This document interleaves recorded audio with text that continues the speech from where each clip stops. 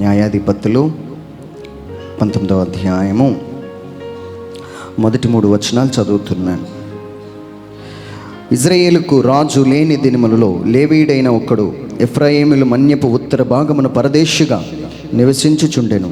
అతడు యూదా బెత్లెహేముల నుండి ఒక స్త్రీని తనకు ఉపపత్నిగా తెచ్చుకొనెను.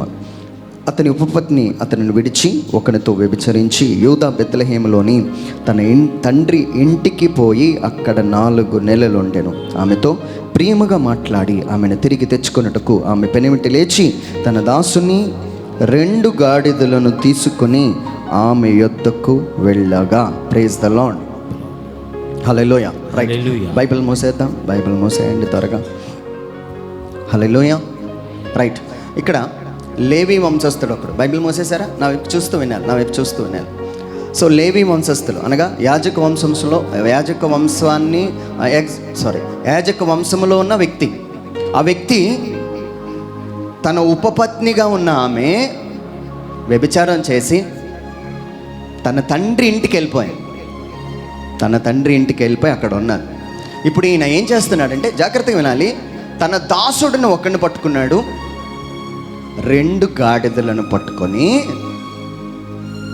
ఇంటికి వెళ్తున్నాడు తేడానికి. ఇప్పుడు ఇవన్నీ పక్కన పెడితే ఆయన చేతిలో ఉన్నవి 2 గాడిదలు.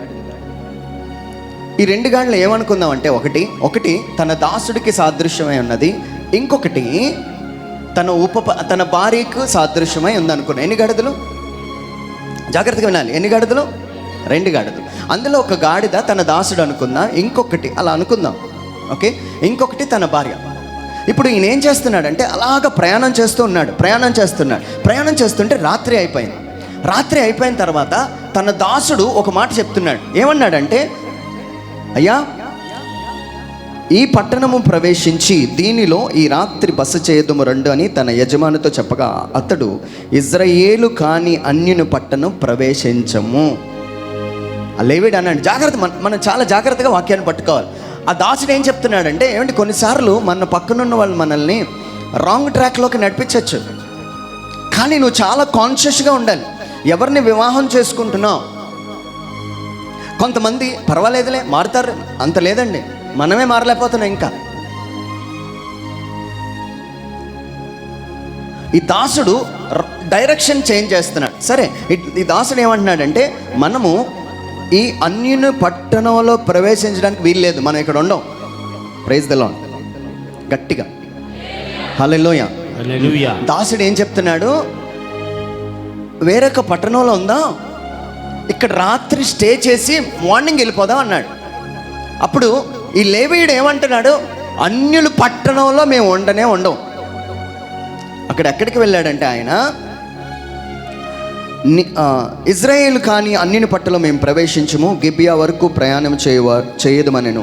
మరియు అతడు, నీవు రమ్ము, ఈ స్థలంలో ఏదో ఒక ఊరు సమీపించి గిబిలాలోని గాని రామోలోనే గాని ఈ రాత్రి బస చేయదుమనెను. అప్పుడు వారు సాగి వెళ్ళుచుండగా బెన్యామీయుల గిబియా దగ్గరికి వచ్చినప్పుడు ప్రొద్దు గురుంకెను. Praise the Lord. హల్లెలూయా. చూడండి, ఇప్పుడు ఎక్కడికి వచ్చారంటే వాళ్ళు బెన్యామీను పట్టణం దగ్గరికి వచ్చి ఆగారు. ఇప్పుడు ఈ దాసుడు ఈయన వైపు చూస్తున్నాడు, ఇలాగా చూసి, మరి అంటే ఇక్కడ ఏం మంచోళ్ళు ఉండరా, కానీ ఆయనకు ఒక ఆశ ఏంటో తెలుసా, లేవీయుడికి వాళ్ళు ఎలాగుంటారో తెలీదు. బెన్యామీలంటే దేవుని భయం కలిగిన వాళ్ళు, అక్కడికి వెళ్ళిపోదాం. ఇప్పుడు ఈయన ఏం చేశాడంటే, ఏమండి, ఆ ముందు స్టోరీ అంతా తన ఉపపత్ని దగ్గరికి వెళ్ళి ఉపపత్నిని తన దాసుని పట్టుకొని వస్తున్నాడు. అక్కడ బెన్యామీల వంశస్థులు కొంతమంది పోకిరి వాళ్ళు ఏం చేశారంటే, ఈ స్త్రీని పూర్తిగా పాడు చేసి చంపేశారు. అది అక్కడ స్టోరీ, షార్ట్ కట్లో చెప్పేశారు. ఆ దాసుడు అంటున్నాడు, అయ్యా, మనం ఈ పట్టణంలో ఉందంటే అక్కడ సేఫ్ కాదు, ఆత్మీయుల ఇంటికి వెళ్దాం, అక్కడ సేఫ్, చాలా బాగుంటుంది, అక్కడ దేవుడు భయం ఉన్నది అక్కడ అని చాలా కాన్ఫిడెంట్తో అక్కడికి వెళ్ళాడు లేవీయుడు. అక్కడ దొరికిపోయాడు. ఇప్పుడు జస్ట్ ఇమాజిన్ చేయండి, ఈ దాసుడు చూసి అక్కడ బాగుంటుంది అన్నారు కదా, నీ భార్యనే కోల్పోయాం అంటే ఏం కోల్పెడతారు? 2 గాడిదలు ఎందుకన్నానంటే, ఒకటి సాక్ష్యాన్ని కోల్పోయింది, రెండవది పరిశుద్ధతను కోల్పోయాడు. 2 పోయాయి అక్కడ, అందుకే 2 గాడిదలు. ఇప్పుడు నేను ఒకటి అంటానండి, దేవుడు ఆ ఇల్లు కాదు, నీ ఇంటిలో ఒక సాక్ష్యం వెతుకుతున్నాడు. ఆయన ఒక సాక్ష్యం వెతుకుతున్నాడు. నాకు తెలిసిన ఒక కుటుంబం నాకు ఫోన్ చేసింది. ఆమె చేసి, బ్రదర్ నాకు చాలా ఆత్మీయంగా ఉండాలని ఉంది, చాలా ఆత్మీయంగా ఉండాలని ఉంది, దేవుడి కోసం ఏదైనా చేయాలని ఉంది, నా కోసం ప్రార్థన చేయండి అని ఒక 7 నెలల క్రితం నాకు ఫోన్ చేసి చెప్పింది. చేస్తానమ్మా చేస్తానన్నా. ఒక 3 నెలల తర్వాత ఒక విషయం చెప్పింది ఫోన్ చేసి, బ్రదర్ ఒక వ్యక్తి ప్రార్థనలో నడిపిస్తాను, మంచి ఆత్మీయ పాఠాలు నేర్పిస్తానని చెప్పి నన్ను పిలిచాడు. నేను మన ఇల్లే కదా వెళ్ళాను. రాత్రి ప్రార్థన చేద్దామన్నాడు. నాకు ఇంక వేరే ఆశ లేదు. ఆ రోజు రాత్రి నా జీవితాన్ని ఆయన పూర్తిగా తప్పు చేశాడండి. నాకు బ్రతకాలని లేదు. ఏమండి, మనం ఏం కలిగి ఉండాలో తెలుసా? అన్యుడి దగ్గర సాక్ష్యం ఉండాలి. ఆ గాడిదను నువ్వు కోల్పోయావేమో, సాక్ష్యం. అటు తిప్పి దేవుడు నీ దగ్గరికి పంపిస్తున్నాడు. ఎవరినో నీ దగ్గరికి పంపిస్తున్నాడు. నీ ఆఫీస్ వాళ్ళని నీ దగ్గరికి పంపిస్తున్నాడు ఆయన. ఒక సాక్ష్యం. ఈ దాసుడికి ఏమర్థమైందో తెలుసా? అన్యులు పట్టణమే సూపర్, అన్యులు పట్టణమే బాగున్నావు. తీసుకొచ్చాడు బెన్యమీన్ పట్టణానికి, తన భార్యనే కోల్పోయాడు. ఏమంటే అక్కడ బైబిల్లో ఏమని రాయబడి ఉందంటే, ఈ లేవి వంశస్థుని రమ్మంటాడు, వాళ్ళతో తప్పు చేస్తానంటాడు, అబ్బాయితో తప్పు చేస్తా, హోమోసెక్స్ చేసే వాళ్ళగా ఉన్నారు. మీరు ఇంటికి వెళ్ళిన తర్వాత చదవండి, అర్థమవుతుంది. అప్పుడు ఈ దాసుడు ఇలా చూస్తున్నాడు, ఏంటి ఇలాగా సాక్ష్యం పోగొట్టుకున్నాడు. రెండవది పరిశుద్ధతను పోగొట్టుకున్నాడు. ఈ 2 జరిగాయి అక్కడ. ఒకరోజు దావీదు బయటకు వచ్చి ఆ స్త్రీని చూస్తాడు. అంతా మీకు తెలుసు. ఊరియా భార్యకు బెత్షెబాకు ఒక కబురు వచ్చింది. రాజు పిలుస్తున్నాడు. ఇటు చూడాలి, జాగ్రత్త చూడాలి. రాజు పిలుస్తున్నాడు. ఈమె చక్కగా మామూలుగా తయారైపోయి, ఆత్మీయుడు రాజుగారు, మా సంరక్షకుడు దగ్గరికి అలా ఆ కాన్ఫిడెంట్తో వెళ్ళింది. లోపలికి వెళ్ళగానే ఇంకొకటేదో సీన్ చూస్తున్నాడు. సో రాజుగారు మిస్బిహేవ్ చేస్తున్నాడు, దావీదు మిస్బిహేవ్ చేస్తున్నాడు బెత్షెబాతో. అసలు ఏం అర్థం కావట్లే. మీ ఇల్లు ఎలా ఉండాలో తెలుసా? సాక్ష్యము, పరిశుద్ధతకు మారుపేరుగా ఉండాలి. ఆత్మీయుడు, నా తండ్రి ప్రజల కోసం యుద్ధం చేసేవాడు, రాజుగారు నన్ను ఎందుకు పిలిచుంటారు? ప్రార్థిస్తాడేమో, ఆశీర్వదిస్తాడేమో, మరి ఏదైనా బహుమానాలు ఇస్తాడేమో అని చూస్తుంటే మాట్లాడుతున్నాడు. నువ్వు చాలా బాగుంటావు. అర్థం మ్యాచ్ అవ్వట్లే. బెత్షెబా అనుకున్నది ఏంటో తెలుసా? ఒక సాక్ష్యం. దావీదు, నీ సాక్ష్యాన్ని నువ్వు కోల్పోయావు. ఒక స్త్రీ దగ్గర నీ సాక్ష్యాన్ని కోల్పోయావు.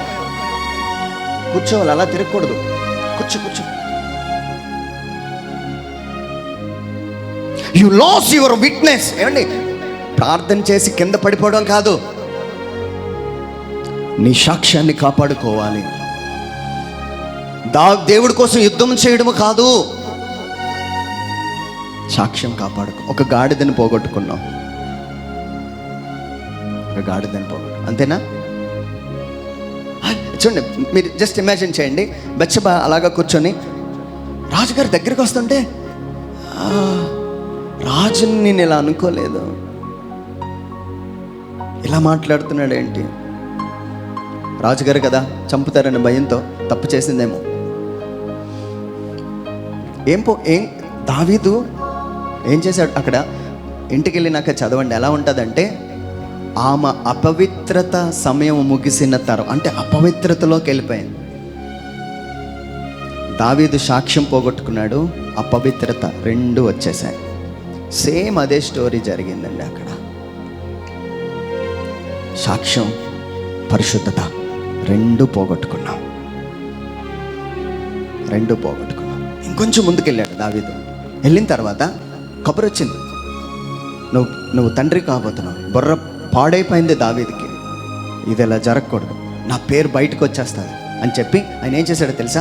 ఉరియాని తీసుకొచ్చాడు, తన భర్తను లోపలికి తీసుకొచ్చి. జాగ్రత్త వినండి, ఇప్పుడు భర్త యుద్ధంలో నుంచి బయటకు వచ్చి రాజుగారు లోపలికి ఆ కోటలోకి వెళ్తున్నాడు. ఇప్పుడు ఈ ఊరియా ఏం ఊహించుంటాడు? యుద్ధం ఎలాగ చేయాలో, ఎలాంటి మాస్టర్ ప్లాన్స్ వేయాలో రాజు నాకు చెప్తాడు అనుకున్నాడు ఊరియా. లోపలికి వచ్చి డ్రింక్ బాటిల్తో ఓపెన్ చేస్తున్నాడు. ఊరియా దగ్గర కూడా దావీదు సాక్ష్యం పోగొట్టుకున్నాడండి కదా. ఈరోజు నేను అంటానండి, నువ్వు ఎక్కడ పని చేస్తున్నావో, ఎక్కడ నువ్వు వర్క్ చేస్తున్నావో అక్కడ నీ సాక్ష్యాన్ని నువ్వు కాపాడుకోవాలి. ఇలా చూడు, ఆ టేబుల్ ఇదే అనుకుందాం. ఈ టేబుల్ మీద బాటిల్ పెట్టి బాటిల్ వేస్తుంటే, రాజా నేను ఇది ఎక్స్పెక్ట్ చేయలే, మనసులో ఉంటుంది, నువ్వు ఇలా అనుకోలే, ఇలా మాట్లాడతావు అనుకోలే. ఏమంటే ఇక్కడ ఉన్నవాళ్ళు మనం సడన్గా నీ స్నేహితులతో డ్రింకింగ్కి వెళ్తే లోపట ఉన్న ఫీలింగ్, ఇటు క్రిస్టియన్ కదా, నువ్వు సాక్ష్యం పోగొట్టుకున్నావు. ఊరియాను మర్డర్ ప్లాన్ వేశావు. మర్డర్ ప్లాన్, అపవిత్రతకు అప్పగిస్తున్నాడు, ఊరియాను తాగిస్తున్నాడు. ప్రైజ్ ద లార్డ్, హల్లెలూయా. ఏమండి, ఒకవైపు తన భార్య దగ్గర సాక్ష్యం పోగొట్టుకున్నాడు దావీదు, భర్త దగ్గర కూడా సాక్ష్యం పోగొట్టుకున్నాడు. అక్కడ ఏమని ఉంది తెలుసా? దావీదు ఊరియాను మత్తుగా తాగించి ఎంత తప్పు చేశాడండి దావీదు. మనం మన బర్త్డేలకి అలా చేస్తుంటాం, వేరే వాళ్ళని పిలిచి తాగిస్తుంటే నువ్వు కూడా అన్యుల్లాగే ప్రవర్తిస్తున్నావు కదా. నీ పక్కనున్న దాసుడు అంటాడు, అలా కాదు, ఈ పట్టణంలో లేదు ఆత్మీయుల ఇంటికి వెళ్దాం, అక్కడ ఏదో మంచి జరుగుతుంది అనుకున్నాడు లేవీయుడు. జరిగింది ఏంటో తెలుసా? వాళ్ళే తన భార్యను పాడు చేసేశారు. బెత్షెబా అనుకుంది మంచి ఆత్మీయుడి ఇంట్లోకి వెళ్తాను, రాజుగారే తన మీద కన్నేశాడు. అర్థం అవట్లే అండి. ఈరోజు నేను అంటుంది ఏంటో తెలుసా? మీ ఇల్లు సాక్ష్యానికి ప్రతిరూపముగా మారిపోవాలి, పరిశుద్ధతకు మారుపేరుగా రావాలి. ఏమండి, కరెక్ట్గా కన్నింగ్గా ఆలోచించాడు దావీదు, మర్డర్ ప్లాన్ వేశాడు. ఇప్పుడు చూడండి, ఇంకొంచెం ముందుకెళ్తే ఆ సైన్యాధిపతి మోవాబు దగ్గరికి వెళ్ళి ఒక లెటర్ ఉన్నది. ఆ లెటర్లో ఏమంటే ఊరియాని చంపించే. అస్సలు అర్థం అవ్వలే. దేశము కోసం ప్రాణంతో పెట్టి పోరాడుతున్న వ్యక్తిని ముందుకెట్టి చంపించేమని, నీకు లెటర్ ఎవరిచ్చారని అడుగుంటాడు. దావీదు గారు ఇచ్చారు. ఏ రాశారు నా కోసం? నీకు తెలియదయ్యా, నిన్నే చంపేయమన్నాడు. వీళ్ళందరి దగ్గర దావీదు సాక్ష్యం పోగొట్టుకున్నాడు, పరిశుద్ధతని పోగొట్టుకున్నాడు. తన దగ్గర ఉండాల్సిన 2 గాడిదలు పోయాయి. ప్రైజ్ ది లార్డ్, హల్లెలూయా, హల్లెలూయా. ఏమండి, నేను ఒకటి మీ ఇంటికి దేవుడు ఎవరినో పంపించాడు, ఆత్మీయుడు అని, ఎవరినో ఒక సహవాసంలోకి తీసుకొచ్చాడు. నీ ద్వారా వాళ్ళని బలపరచాలనుకున్నాడు, కానీ వాళ్ళకి చాలా డిఫరెంట్గా వాళ్ళు బిహేవ్ చేస్తున్నారు. ఒక స్త్రీని నీ దగ్గరికి తీసుకొస్తే వాడిని ముట్టుకోవడానికి, వాళ్ళతో లవ్ అఫైర్ పెట్టుకోవడానికి నీ సాక్ష్యాన్ని పోగొట్టుకున్నావు. నీ సాక్ష్యాన్ని పోగొట్టుకున్నావు.